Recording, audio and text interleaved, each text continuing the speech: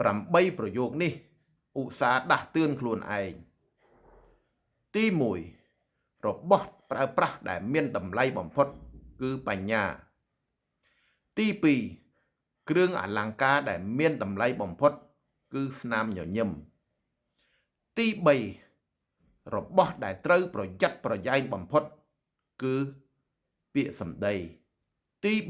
4របស់ដែលត្រូវក្តោបក្តាប់ឲ្យជាប់គឺអារម្មណ៍ទី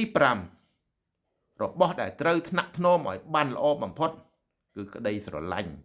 ទី6របស់ដែលត្រូវអភិវឌ្ឍនិងបង្កើតជាចាំបាច់គឺ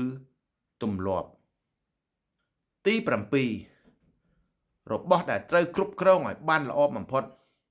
គឺការគិតនិងទី8របស់ដែលត្រូវរក្សាការពារបំផុតគឺសតិ